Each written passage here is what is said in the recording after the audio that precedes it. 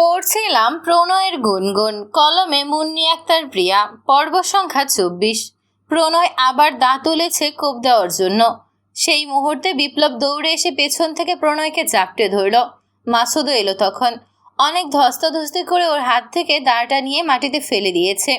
প্রণয়ের তবুও থামার কোনো নাম নেই। ও ইচ্ছে মতো মাটিতে পড়ে থাকা ছেলেটিকে লাথি দিচ্ছে। ছেলেটার হাত থেকে গল গল করে তাজা রক্ত পড়ছে। চারপাশে অজস্র মানুষ জড়ো হয়ে গেছে ইতোমধ্যে। প্রায় প্রতিটা মানুষের হাতে ফোন, সবাই ভিডিও করছে। গুনগুন স্তব্ধ হয়ে দাঁড়িয়ে আছে। মাথা ঘোরাচ্ছে ওর। ওর দু চোখে পানি। কি থেকে কি হলো কিছুই বুঝতে পারছে না সে। কুলসুম এসে তখন গুনগুনকে ধরল। গুনগুন কাঁপা কাঁপা কণ্ঠে বলল, ওকে থামান। কথাগুলো যেন তার নিজের কানেই পৌঁছলো না ঠিক করে। খুব হইচই হচ্ছে এখানে। মানুষের ভিড় আর অস্বস্তিতে ফেলে দিচ্ছে ওকে। প্রণয়ের রাগ পাগলামি কমেনি এখনো। গুনগুন নিজেই এগিয়ে গেল প্রণয়ের কাছে।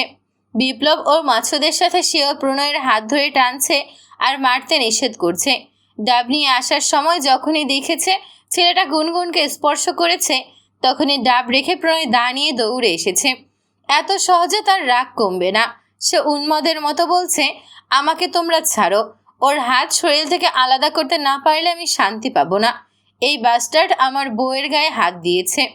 মেলার আয়োজন খুব বড়সড় করে করা হয়েছে বলে এখানে পুলিশও ছিল দায়িত্বে। হইচই ও মানুষজন জড়ো হতে দেখে তারাও চলে এসেছে। মাটিতে শুয়ে হাত নিয়ে ছেলেটা রক্তাক্ত অবস্থায় কাতরাচ্ছে। পুলিশের একজন এসে তখন প্রণয়কে অ্যারেস্ট করলো। মাসুদ এবং বিপ্লব তাদেরকে বোঝানোর চেষ্টা করলো। অন্য পুলিশ বলল, কিছু বলার থাকলে থানায় গিয়ে বললেন। পাশ থেকে গুনগুন চিৎকার করে বলল, ওর কোনো দোষ নেই, ও কিচ্ছু করেনি। পুলিশ গুনগুনের কথায় কোনো কান দিচ্ছে না। গুনগুন প্রণয়কে শক্ত করে জড়িয়ে ধরে রেখেছে।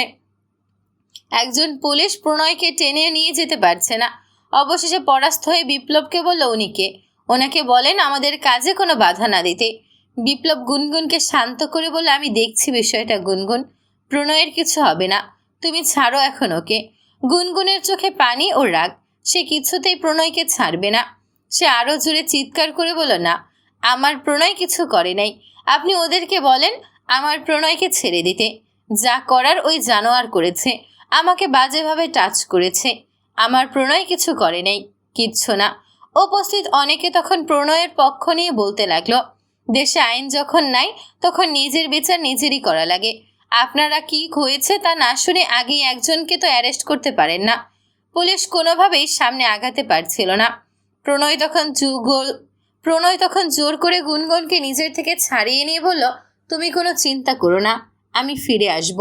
গুনগুনকে ছাড়ানোর পর দুজন পুলিশ প্রণয়কে নিয়ে যাচ্ছিল। বাকি দুজন আহত ছেলেটাকে ধরে ধরে নিয়ে যাচ্ছিল। রাগে জিদ্দে গুনগুন তখন মাটিতে পড়ে থাকা দা নিয়ে পেছন থেকে আহত ছেলেটাকে কোপ দিতে গেলে বিপ্লব গিয়ে পেছন থেকে গুনগুনকে ধরে ফেলল। নিজেকে ছাড়ানোর আপ্রাণ চেষ্টা করে গুনগুন বলতে লাগলো, আমাকে ছাড়েন, ওই কুত্তার বাচ্চাকে আমি জানে মেরে ফেলবো। শান্ত হও গুনগুন, প্লিজ। পুলিশের গাড়িতে প্রণয়কে নিয়ে চোখের আড়াল হতেই গুনগুন চিৎকার করে উঠল। কিছু মানুষজন এগিয়ে এসে বলল, চিন্তা করেন না, আমরাও যাব আপনাদের সাথে থানায়। বিপ্লব নিষেধ করল না, বরং এতে ভালোই হয়েছে। আরও স্থানীয় মানুষজন পাশে থাকলে প্রণয়কে ছাড়াতে আরও সহজ হবে। গুনগুনকে বাসায় রেখে আসতে চাইলে গুনগুন মোটেও রাজি হয়নি। তাই বাধ্য হয়ে ওকে সাথে নিয়ে সবাই মিলে থানায় গেল। পথে মধ্যে বিপ্লব ফোনে পরিচিত এক উকিলের সাথে কথাও বলেছে, তবে তিনি এই মুহূর্তে আসতে পারবেন না, আগামীকাল সকালে দেখা করবেন। বিপ্লব এটাও জানে যে এখন ওরা যে থানায় যাচ্ছে এতেও খুব একটা লাভ হবে না, তবে একটা চেষ্টা তো করাই যায়। গুনগুনের দিকে তাকালেই ভীষণ খারাপ লাগছে ওর। কিভাবে এখনো কাঁদছে মেয়েটা। থানায় পৌঁছানোর পর ওসি তানিম শিকদারের সাথে দেখা হলো। বয়স খুব বেশি বলা যাবে না, মোটামুটি একটা বয়স। দেখতে ভালো সুদর্শন বলা যায়, তবে কথাবার্তা গাছাড়া স্বভাবের। ওদের সামনে চেয়ারে বসে দুলছে। গুনগুনকে দেখিয়ে জিজ্ঞেস করলো উনিকে। গুনগুন এখন আর কাঁদছে না। চোখের পানি শুকিয়ে গালে লেপ্টে চিটচিটে হয়ে আছে। চোখ মুখ শক্ত। গম্ভীর কণ্ঠে গুনগুন নিজেই বলল, আমি প্রণয়ের ওয়াইফ। প্রণয়কে? আসামি যে।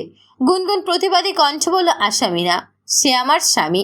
একজন স্বামী হিসেবে তার বউয়ের জন্য যেরকম পদক্ষেপ নেওয়ার প্রয়োজন ছিল সে ওই পদক্ষেপটাই নিয়েছে, কোনো অন্যায় করেনি। ওসি তানিম শিকদার হাসলেন। সোজা হয়ে বসে টেবিলের উপর দুহাত রেখে বলেন, ম্যাডাম, আইনি পদক্ষেপ নেওয়ার জন্য তো আমরা ছিলাম, নিজের হাতে আইন তুলে নেওয়া কি ঠিক হয়েছে? আপনার বউকে আপনার সামনে কেউ বাজেভাবে টাচ করলে আপনি কি করতেন? আইনের অপেক্ষায় থাকতেন, পুলিশের অপেক্ষায় থাকতেন। তানিম শিকদারের হাসিটা মিলিয়ে গেল। তীক্ষ্ণ চোখে এখন সে গুনগুনকে পরখ করছে। মেয়েটার মধ্যে তেজ, অদম্য জেদ দুটোই আছে, সাথে আছে বুক ভরা সাহস। তিনি আবার হাসলেন, উঠে দাঁড়িয়ে বললেন, সব শুনলাম, বুঝলাম, কিন্তু আপাতত এখন আর এ নিয়ে কথা বলতে পারছি না। বাসায় ফিরতে হবে আমার। কাল আপনাদের পক্ষের উকিলকে নিয়ে আসবেন। ছেড়ে দেওয়া সম্ভব হলে ছেড়ে দেব, নয়তো কোর্টে চালান করে দেব। বিপ্লব অবাক হলো না, সে জানতো এমন কিছু হবে। গুনগুন কিছু বলতে গেলে বিপ্লব ওর হাতের উপর হালকাভাবে হাত রেখে চোখ দিয়ে ইশারা করলো কিছু না বলার জন্য, কারণ বেশি চাপাচাপি করলে তখন ওসি পুরো কেসটাকে আরও ঘেঁটে দিতে পারে। গুনগুন তাই চুপ হয়ে গেল। ফ্লোরে বসে খাটের সাথে হেলান দিয়ে আছে গুনগুন। মাথায় শুধু আজকের ঘটনাই ঘুরছে। ওসি তানিম শিকদার চলে যাওয়ার পর ওদেরকে বাধ্য হয়ে চলে আসতে হয়েছে। আসার সময় প্রণয়ের সাথে গুনগুন দেখা করেনি, কারণ সে নিজেকে সামলাতে পারবে না, প্রণয়কে এভাবে দেখতে পারবে না। বিপ্লব আর মাসুদ গিয়ে প্রণয়ের সাথে দেখা করে এসেছে এবং কোনো চিন্তা করতে নিষেধ করেছে, কিন্তু তখনও প্রণয়ের নিজের জন্য কোনো চিন্তা ছিল না। নিজের জন্য সে কোনো ভয় পায় না। বিপ্লবকে বলেছিল, আমার জন্য আপনাদের কোনো চিন্তা করতে হবে না, আপনারা আমার গুনগুনকে দেখে রাখেন, ওর খেয়াল রাখেন। কুলসুম শুকনো মুখে রুমে এলো, হাতে খাবারের প্লেট।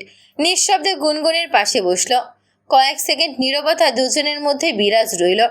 এরপর হঠাৎই কুলসুম কাঁদতে কাঁদতে বলল, আমাকে তুমি ক্ষমা করে দাও গুনগুন। আজ যা হয়েছে সব আমার জন্যই হয়েছে, সব দোষ আমার। আমি যদি মেলায় যাওয়ার জেদ না করতাম তাহলে আজ এসব কিছুই হতো না। গুনগুন দীর্ঘশ্বাস নিল, সোজা হয়ে বসে কুলসুমের হাত ধরে বলল, নিজেকে কেন দোষারোপ করছেন? বিশ্বাস করেন এখানে আপনার কোনো দোষ নেই আপু। প্রথমবার যখন প্রণয়কে আমার জন্য বেপরোয়া হতে দেখেছিলাম তখন আমিও আপনার মতোই আমাকে দোষারোপ করেছিলাম বারবার। আসলে নিয়তি ভাগ্য লেখা থাকে, হাতে না। আমাদের সাথে যা হয় তার পেছনে কিছু না কিছু কারণ তো অবশ্যই থাকে। আজ যা হয়েছে তার পেছনেও নিশ্চয়ই কোনো না কোনো কারণ আছে। আমার আল্লাহর উপর ভরসা আছে, তিনি সব ঠিক করে দেবেন। সাময়িক সময়টা শুধু খারাপ যাচ্ছে আমাদের, এটুকু সময়ও কেটে যাবে ইনশাল্লাহ। আপনি শুধু শান্ত হন। আপনার উপর আমার কোনো রাগ অভিমান কিচ্ছু নেই, বরং এসব বলে আপনি আমাকে আরও লজ্জিত করছেন। কুলসুম গুনগুনের মাথায় হাত রেখে বলল, তুমি খুব স্ট্রং গুনগুন, খুব, এবং অবশ্যই খুব ভালো মনের একটা মেয়ে। আল্লাহ কখনোই তোমার কোনো খারাপ করবে না ইনশাল্লাহ। গুনগুন মনে মনে হাসলো, বিষাদের হাসি। সে কতটা স্ট্রং বাইরে থেকে দেখাচ্ছে তা সে জানে না, কিন্তু ভেতরে ভেতরে সে যে প্রণয়ের জন্য গুমড়ে গুমড়ে মরছে এটা সে খুব ভালো করেই বুঝতে পারছে। এখন অল্পটুকু খেয়ে নাও, বলল কুলসুম। গুনগুনের চোখে পানি টলমল করছে। চোখের কর্নারে থাকা পানিটুকু মুছে বলল, না আপু, প্রণয়কে ছাড়া আমার গলা দিয়ে খাবার নামবে না। খেলে আমিও আসার পরেই খাবো, ওর হাতেই খাবো। কুলসুমের দু চোখ জলে ভরে উঠল। বোকা একটা মেয়ে, মুখে মুখে বলে প্রণয়কে ভালোবাসে না, অথচ মেয়েটা যে প্রণয়কে নিজের থেকেও বেশি ভালোবাসতে শুরু করেছে তা সে নিজেও জানে না। থানায় আজ নাইট ডিউটির দায়িত্বে আছেন সেলিম শিকদার। অনেক বছর ধরে তিনি কনস্টেবলের কাজ করছেন। ভীষণ ভালো মানুষ। প্রণয়কে থানায় আনার পর তিনি সবটাই দেখেছেন ও শুনেছেন বাকিদের থেকে। গুনগুনকেও দূর থেকে দেখেছেন তিনি। প্রণয়ের খাবার নিয়ে এসে বললেন, তোমার খাবার। প্রণয় হাঁটুর উপর দুহাত রেখে মাথা নত করে বসেছিল। কনস্টেবলের ডাক শুনে মাথা তুলে বলল, খাবো না। নিয়ে যান। কেন খাবে না? প্রণয় কোনো জবাব দিল না। সেলিম তালুকদার বললেন, যার হাতে কোপ দিয়েছ ওর হাত পুরোপুরি কেটে পড়ে না গেলেও ওই হাত অচল হয়ে গেছে, ওই হাত দিয়ে আর কিছু করতে পারবে না। ভুল হয়ে গেছে আমার। সেলিম তালুকদার হকচকিয়ে গেলেন। প্রণয় কি তবে ভয় পেয়েছে? তাই হবে নিশ্চয়ই।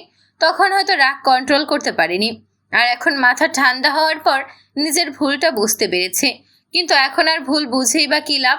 সমস্যা তো যা হওয়ার হয়েই গেছে। সেলিম তালুকদার এখনো প্রণয়ের দিকে তাকিয়ে আছেন। প্রণয় বসা থেকে উঠে তার দিকে এগিয়ে এসে বলল, আমার উচিত ছিল ওর গলায় কোপ দেওয়া, তাহলে পুরো দেহটাই অচল হয়ে যাইতো।